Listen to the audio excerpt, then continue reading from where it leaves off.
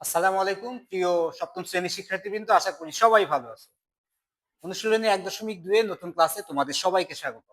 আজকে আমরা এই অধ্যায়ের 15, 16 এবং 17 নম্বর অঙ্ক করব। তো চলো শুরু করা যায়।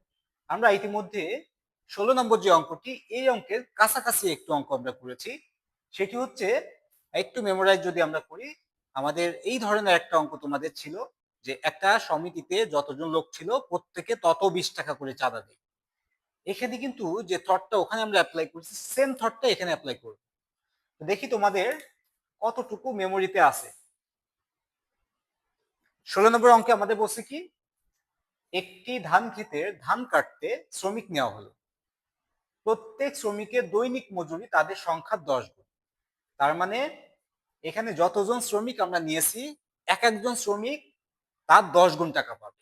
ধরো আমরা 5 জন শ্রমিক নিয়েছি, তাহলে একজন শ্রমিক দৈনিক মজুরি কত পাবে? এই 5-এর 10 গুণ, তার মানে 50 টাকা পাবে, তাই না? তাহলে এখন আমাদের বলছে কি, দৈনিক মজুরি 6,250 টাকা হলে শ্রমিকের সংখ্যা বের করো। দৈনিক মজুরি কিন্তু আমাদের বলে দিয়েছে, শ্রমিকের সংখ্যা নির্ণয় করতে হবে। তাহলে শ্রমিকের সংখ্যা যেহেতু আমরা জানি না, আমরা একটা চলক ধরে করবো এখানে। তাহলে আমরা লিখতে পারি যে ধরি শ্রমিকের সংখ্যা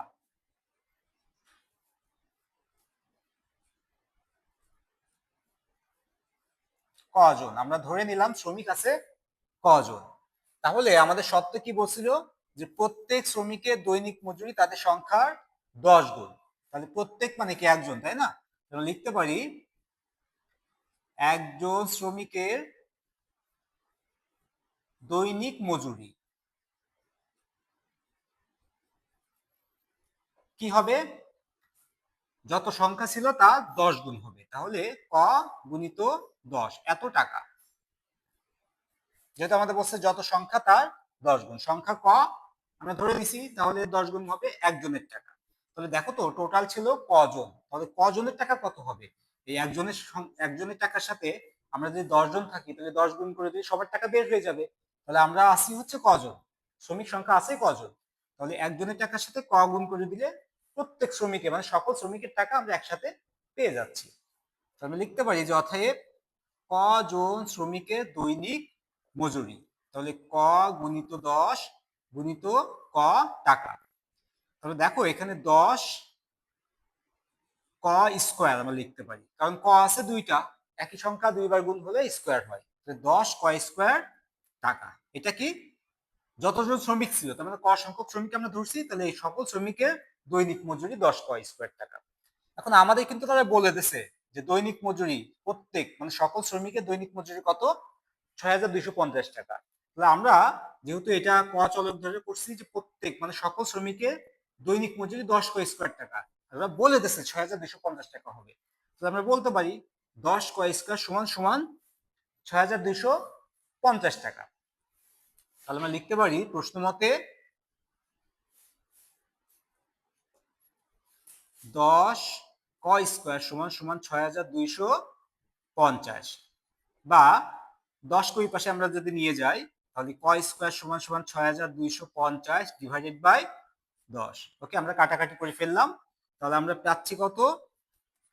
ক স্কোয়ার সমান সমান 625, বা ক সমান সমান রুট ওভার 625।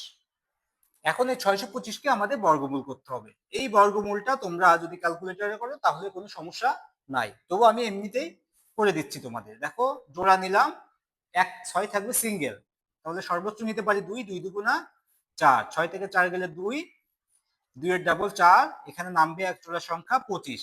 তাহলে দেখো তো আমরা কত নিতে পারি, শেষে 5 আছে, তাহলে মিলাইতে গেলে অবশ্যই 5 নিতে হবে। তাহলে 45 এর সাথে 5 গুণ করলে হয় 225। আমরা অ্যান্সার কত পাচ্ছি? 25 পাচ্ছি। তাহলে অতএব ক সমান সমান 25। দেখো তো ক কি ছিল? শ্রমিকের সংখ্যা। তাহলে আমরা পেয়ে গেছি শ্রমিকের সংখ্যা, এটাই আমাদের চাইছে এখানে। তাহলে অতএব শ্রমিকের সংখ্যা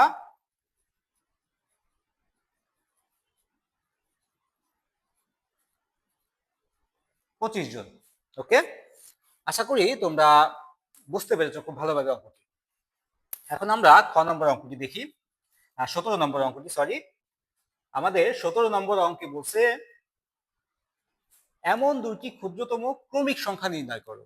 তার মানে এখানে সত্য হচ্ছে ক্ষুদ্রতম হতে হবে এবং দ্বিতীয় সত্য হচ্ছে ক্রমিক সংখ্যা হতে হবে যাদের বর্গের অন্তর, যেই দুটি সংখ্যার বর্গের অন্তর একটি পূর্ণবর্গ সংখ্যা হবে।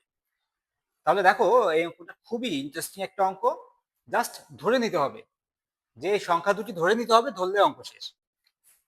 তাহলে আমরা ধরে নিচ্ছি, যেহেতু আমরা জানি না সংখ্যা দুটি কি কি, তাহলে ক্রমিক সংখ্যার বৈশিষ্ট্য কি? ক্রমিক সংখ্যা মানে একটা সংখ্যার পরের সংখ্যা হবে তার ক্রমিক সংখ্যা।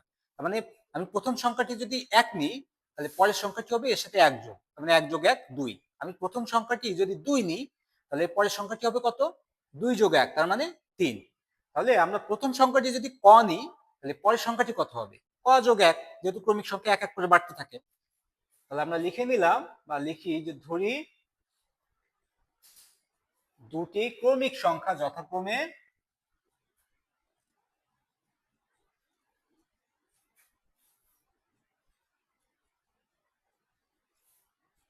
ক ও ক প্লাস 1। একটা ক হলে আর একটা হবে অবশ্যই ক প্লাস 1। ওকে, আমাদের এখন কি বলছে? আমরা ধরে নিলাম দুটি ক্রমিক সংখ্যা। এখন বলছে এদের বর্গের অন্তর। বর্গের অন্তর মানে এদেরকে বর্গ করতে হবে, বর্গ করে সেটা বিয়োগ করতে হবে অন্তর মানে। তাহলে দেখো কোনটা বড়, দেখো তো ক বড় নাকি ক প্লাস 1 বড়? ক প্লাস 1 বড়। তাহলে যদি বর্গের বিয়োগ করতে যাই, তাহলে বিয়োগ করতে গেলে আমরা জানি কি বড় সংখ্যা থেকে ছোট সংখ্যা বিয়োগ করতে হয়। তাহলে আমরা লিখতে পারি এদের বর্গের অন্তর সমান সমান। প্রথমে আমি লিখবো বড় সংখ্যাটি ক প্লাস 1 তার স্কোয়ার, কারণ বর্গ করতে বসে মাইনাস করবো কি, যেহেতু অন্তর করতে বসে ছোট সংখ্যার স্কোয়ার। তাহলে দেখো এই দুটি সংখ্যার বর্গের অন্তর আমরা করলাম। এখন যদি একটু ক্যালকুলেট করি আমরা, দেখো এটাকে এ ধরো এটাকে বি ধরো, তাহলে A plus B whole square. A plus B whole square মানে কি? A square plus 2ab plus B square. তাহলে এ স্কোয়ার তার মানে ক স্কোয়ার প্লাস 2ab এর মান ক, বির মান 1 প্লাস বি স্কোয়ার মানে 1 স্কোয়ার মাইনাস ক স্কোয়ার। তাহলে এখানে থাকে ক স্কোয়ার প্লাস 2 এর সাথে 1 গুণ করো, 2 একে 2, এর সাথে ক গুণ করো তাহলে 2 ক, প্লাস 1 এর স্কোয়ার করলে 1 গুণিত 1 মানে 1 মাইনাস ক স্কোয়ার। দেখো এখানে প্লাস ক স্কোয়ার আর মাইনাস ক স্কোয়ার কেটে যাচ্ছে, তাহলে থাকবে কি 2 ক যোগ 1। তাহলে আমরা পেয়ে গেলাম যে দুইটি ক্রমিক সংখ্যা নিয়েছি, এই দুটি ক্রমিক সংখ্যার বর্গের অন্তর কত হয়েছে? 2 ক যোগ 1। ওকে, এইটুকু আশা করি তোমরা বুঝতে পেরেছো। এখন আমাদের শর্ত ছিল কি? এমন দুইটি ক্ষুদ্রতম ক্রমিক সংখ্যা নিতে হবে। তার মানে ক্রমিক সংখ্যা নিলেই হবে না, সেটি হবে ক্ষুদ্রতম ক্রমিক সংখ্যা। এই কয়ের মান যে কত আমরা তো জানি না, তাহলে কয়ের মান আমরা ধরে নিতে হবে। কত থেকে ধরবো? সবচেয়ে ছোট পূর্ণ সংখ্যা থেকে ধরতে হবে। সবচেয়ে ছোট পূর্ণ সংখ্যা কোনটি? আমরা ধরি শূন্য, তাই না? শূন্য তো ধরা যাচ্ছে না, কেন? কারণ শূন্য ধরলে তো 2 ক সমান সমান শূন্য হয়ে যাচ্ছে। তাহলে আমরা পরের সংখ্যা ধরতে পারি কত? 1। ওকে, তাহলে কয়ের মান যদি আমরা 1 ধরি, তাহলে দেখবো পরের সংখ্যাটি কত হয় এবং এই দুটির বর্গের অন্তর সেটা কি আসলেই পূর্ণবর্গ সংখ্যা হয় কিনা। যদি না হয় তাহলে কয়ের মান তার পরের সংখ্যাটি ধরবো আমরা 2 ধরবো। একইভাবে দেখবো হয় কিনা, যে না হয় কয়ের মান ধরবো 3। তার মানে ক্ষুদ্রতম সংখ্যা থেকেই আমার ধরে ধরে দেখতে হবে। তাহলে আমরা লিখতে পারি যে এখানে ক এর মান 1 2 3 4 ডট ডট ডট ধরতে হবে। লিখতে পারি ক সমান সমান 1 হলে, ক সমান সমান যদি 1 হয়, তার মানে ক এর মান যদি আমি 1 ধরি, তাহলে দেখো তো এটি ছিল কি? এই দুটি ক্রমিক সংখ্যার বর্গের অন্তর। এখানে বসাই দেখি আমি, তাহলে 2 গুণিত 1 যোগ 1, তাহলে কত পাচ্ছি? 2 একে 2 আর 1 3। দেখো তো 3 কি কোনো পূর্ণবর্গ সংখ্যা? 3 কোনো পূর্ণবর্গ সংখ্যা নয়, তাহলে এটি নেওয়া যাচ্ছে না। তাহলে লিখতে হবে কি 3 পূর্ণবর্গ সংখ্যা নয়। তার মানে ক এর মান 1 হবে না। ওকে, এখন যদি আমরা ধরি ক সমান সমান 2 হলে, তাহলে কি হচ্ছে? সমীকরণ 2 ক যোগ 1 সমান সমান 2 গুণিত ক এর মান ধরছি 2 যোগ 1, 2 দুগুণে 4 আর 1 5। দেখো তো 5 ও কিন্তু কোনো পূর্ণবর্গ সংখ্যা নয়, তাহলে লিখতে হবে 5 পূর্ণবর্গ সংখ্যা নয়। তার মানে ক এর মান 2 ও হবে না। ওকে, ক সমান সমান যদি 3 হয় তাহলে আমরা সমীকরণটা পাচ্ছি 2ক যোগ 2। তাহলে দেখো তো 2 গুণিত 3 যোগ 2 সরি যোগ 1,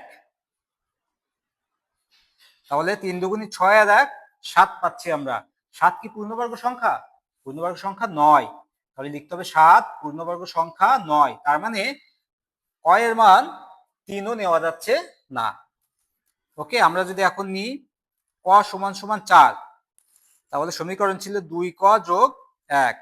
তাহলে বসাই 2 গুণিত 4 যোগ 1 সমান সমান 4 দুগুণে 8 আর 1 9। দেখো 9 কিন্তু একটা পূর্ণবর্গ সংখ্যা। তাহলে আমরা কিন্তু আমাদের কাঙ্ক্ষিত যে অ্যান্সার সেটা পেয়ে গেছি। লিখতে হবে 9 একটি পূর্ণবর্গ সংখ্যা।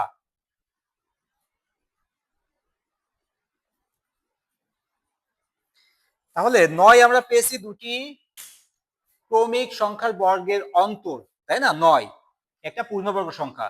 তাহলে এখানে 9 যখন আমরা দুটি ক্রমিক সংখ্যার বর্গের অন্তর পেয়েছি, তখন ক এর মান কত ছিল? দেখো তো ক এর মান 4 ছিল। তার মানে ক ছিল ছোট সংখ্যাটি, ছোট সংখ্যাটি 4 আর বড় সংখ্যাটি কত? 4 যোগ 1, তার মানে 5। তাহলে যদি ছোট সংখ্যাটি 4 এবং বড় সংখ্যাটি তার মানে পরের ক্রমিক সংখ্যাটি 5 হয়, তাহলেই তাদের বর্গের অন্তর 9 হবে, যা একটি পূর্ণবর্গ সংখ্যা। তো নির্ণয় আমাদের সংখ্যা দুটি হবে 4 এবং 5। আশা করি তোমরা বুঝতে পেরেছো। আমরা লিখতে পারি এখন যে অতএব নির্ণয় ক্রমিক সংখ্যা দুটি হচ্ছে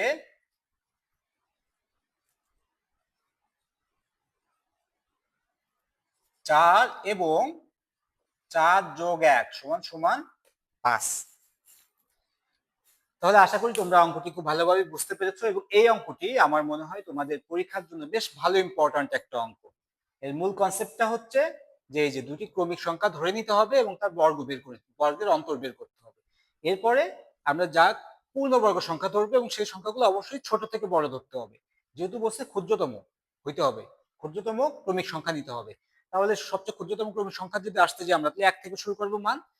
কয়ের মানে 1 2 3 4 এভাবে ধরে দেখতে হবে যে কোনটি বসাইলে এই এদের বর্গের অন্তর বা বিয়োগফল পূর্ণবর্গ সংখ্যা হয়। আমরা দেখলাম কয়ের মান 4 ধরলে এদের বর্গের অন্তর বা বিয়োগফল একটি পূর্ণবর্গ সংখ্যা হচ্ছে।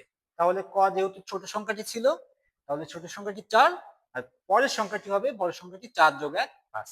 ওকে, আজকে এই পর্যন্তই। পরবর্তী ক্লাসে আমাদের তোমাদের কিন্তু মূল বইয়ের যে অঙ্কগুলো ছিল এগুলো শেষ, এখন মূল বইয়ের সৃজনশীল অঙ্ক আছে। পরবর্তী ক্লাসে আমরা ইনশাআল্লাহ তোমাদের মূল বইয়ের সৃজনশীল অঙ্ক নিয়ে আলোচনা করব। তো সে পর্যন্ত সবাই ভালো থেকো। আল্লাহ হাফেজ।